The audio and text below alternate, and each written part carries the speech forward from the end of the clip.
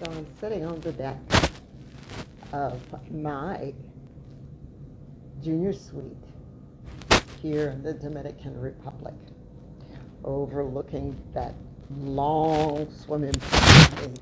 It is a long swimming pool.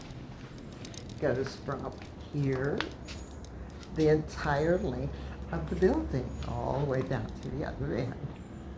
Those who have their rooms on the first floor, they get to have their own cabanas, right? They get their own cabanas. Now, on the other side, which faces all the swimming pools, there's also a long pool.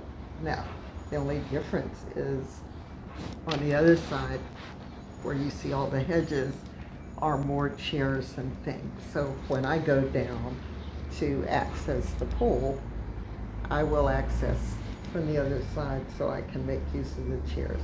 I believe these are the personal pieces for the people who have the rooms below. But I'm sitting here on the porch. I got my own jacuzzi outside. I didn't bring the bath salts like I thought I would. And sorry about that. Just trying to get comfortable.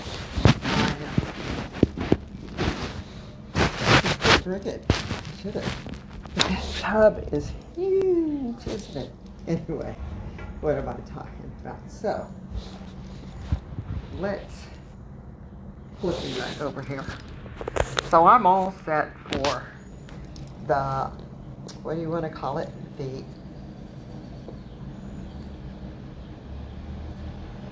beach resort experience. I don't wear sunglasses, so I always have a hat to cover my eyes when I'm out and about. So I'm sitting here thinking, am I going to do an intro? Yeah, I'm going to do an intro, so I'm not going to worry about that. But today, I haven't done one of these in a while. I don't know if this is backwards or forwards, but this is the wisdom of Florence Scovel Shinn. Her 4 complete books. Keep dropping papers. Her 4 complete books, or 4 complete books. The Game of Life, which I always recommend. The Power of the Spoken Word. Your Word is Your Wand, and The Secret of Success. So I'm in this section of Your Word is Your Wand, and each chapter is different. Go look. I'll try to remember to put it at the end of this video, but go look at the one on The Secret with Snow White and the Seventh Dwarfs video that I did. It is just the idea and the concept within it is awesome. But this one I'm going to just kind of share with you for a little bit today is happiness. And she refers to the movie The Thief of Baghdad. Now, those of you who are younger wouldn't remember that. All right. So I don't have a tripod with me, so I'm holding the selfie stick. So anyway, this is happiness. And The Thief of Baghdad was a really good movie, and I enjoyed it. I don't remember the actor's name, but he was really a famous actor and really good looking too. But anyway, he said, we are told in letters of light that happiness must be earned. Happiness must be earned. Now, most of us think somebody is supposed to make us happy. Some of us think that we do deserve to be happy, but it's not other people's jobs to make us happy. And sometimes we think we'll be happy after we've lost a ton of weight. Let's extend this down a little bit. Yeah. So after we've lost a ton of weight, or after we've achieved some goal or graduated from some class, or we got married, or we got divorced, I mean, whatever it may be, we think we're going to have happiness. I'll be happy when? I'll be happy when I lose this weight. I'll be happy when I get my muscles back. My muscles back. Whatever it is, we think.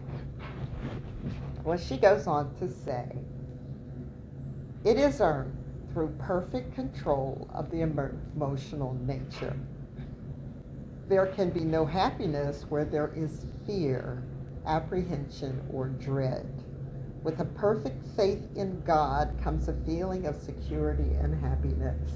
And I go, with a perfect faith in the universal mind, infinite intelligence, whether you refer to this spiritual entity as God or Jehovah or whatever, okay? To me, it's all the same. It's the spiritual energy, this universe that is around us and the way it was constructed. She goes on, she says, when man knows that there is an invincible power that protects him and all that he loves and brings to him every righteous desire of the heart, he relaxes all nervous tension and is happy and satisfied. And when she said he relaxes all nervous tension, it just reminds me of when I'm doing, I've done the Silva meditations and taught the Silva classes. One of the things that we talk about is as we relieve all the nervous tension, as we relieve and relax that nervous tension from our necks and our faces and our foreheads and our bodies, and we just totally relax ourselves, it puts us in a different space. It puts us in a space of knowing, just knowing that everything is going to be okay. It puts us in a space of realizing that we have control of our happiness. There was a time when I allowed others to control my happiness, especially within relationships with the opposite sex, or if you're so prone with the same sex, whatever it is, with your children, with your family members. A lot of times we allow their opinion to dictate to us whether we are good or bad or successful, or, you know, why we should be happy, why we shouldn't be happy, whatever it is. Okay. Trying to get this thing steady. All right, whatever it is, that's what we're trying to do. So how do you define your happiness? Who are you allowing to define happiness for you? Goes on. He is undisturbed by adverse appearances, knowing that infinite intelligence is protecting his interests and utilizing every situation to bring his good to pass. And she quotes quite a bit from the scriptures. I'm moving that camera in. I will make a way in the wilderness and rivers in a desert. Uneasiness lies the head that wears a frown. Anger, resentment, ill will, jealousy, and revenge rob man of his happiness and bring sickness, failure, and poverty to their wake. I tell you, always things happen for a reason.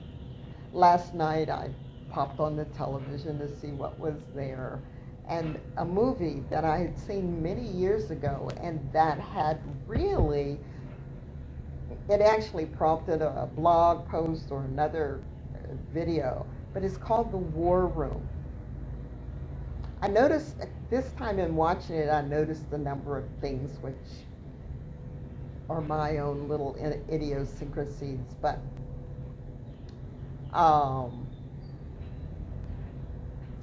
the war room was a prayer closet, right? The woman created a prayer closet. She was having a problem with her marriage and things, and she began to pray. But she prayed about what she wanted. She prayed for forgiveness. She prayed for patience. She prayed for the things that even though her husband had been not good and not honest and all around jerk, she loved him, and so she prayed for him and prayed for his finding his way. And she asked for infinite intelligence. In this movie, she referred to infinite intelligence as praying to Jesus and to intercede whatever way he wants. And one scene just cracks me up. I just laughed. I had to laugh. Anyway, because it was a perfect example of the synchronicity of when you ask for something to happen.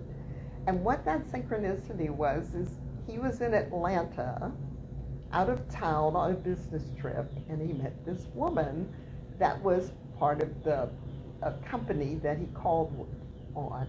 And he took her out to dinner. And in her own way, she was feeling vibes from him, and he was giving them out. And she says, you know, he said, what would you like? And she said, I would like a glass of my favorite wine.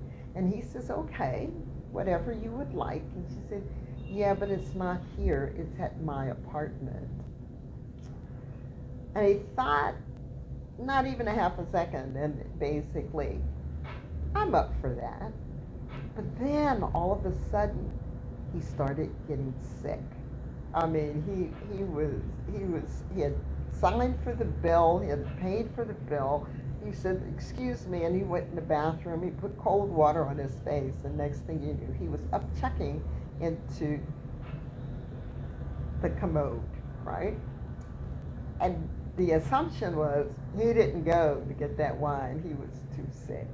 And that was an example. His wife was praying for intercession, and he got sick. That was like a perfect moment.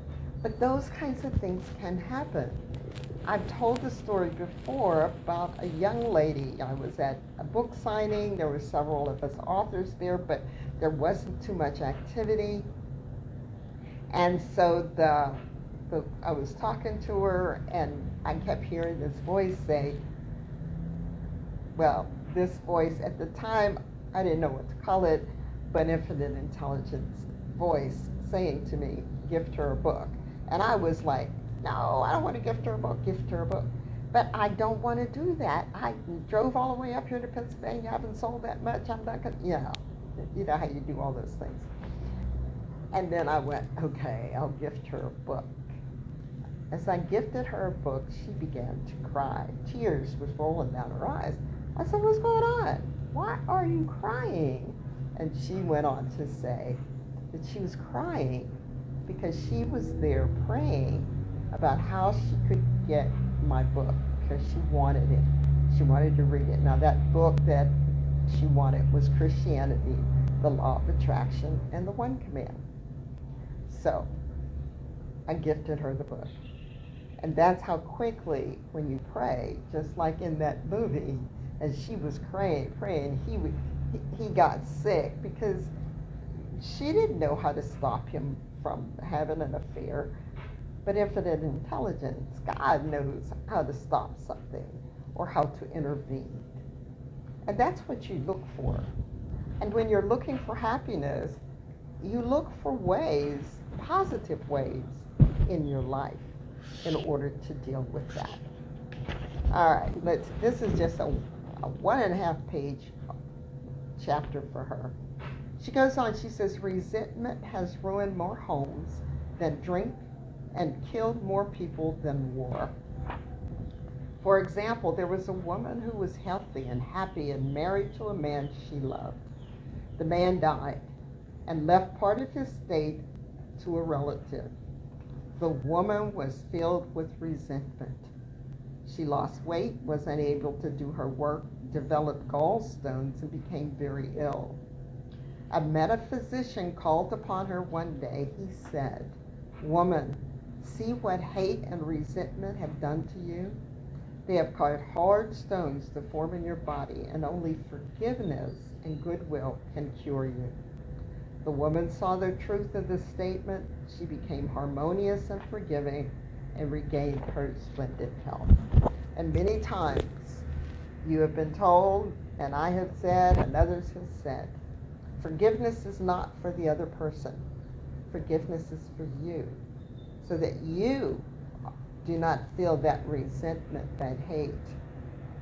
Do not be in fear, because fear is not real. It can be made up. Now, fear of an animal coming after you is real. But some of the fears that we bring into our minds about other people or other things, eventually, because of that fear, we wind up doing certain things that may cause that thing we feared to happen. So you have control of your happiness. You do not control anybody else, but through prayer and supplication, through meditation, through asking infinite intelligence to intercede in your behalf, or to tell you or give you ideas of what to do, like gift her a book, you will be able to bring happiness, lightness into your life. Hey, this is Beverly Fells Jones, the Silver Fox of Consciousness, just giving you a word during my vacation here in Punta Cana, the Dominican Republic. If you like this, I want you to please give this a thumbs up, because when you give it a thumbs up, it says to Google that this is something other people may be interested in, and it will put it in other people's mentions. So I would appreciate it. If you like this, share it, give it a thumbs up, and if you're new to the channel, please subscribe. And if you're a subscriber, thank you so much for being here, and thank you so much for trusting me to give you wonderful examples, information, do it yourself, cooking, whatever it is I decided to give you in the video. And as you have believed, let it be done to you, and it is so. And I'll see you in the next video.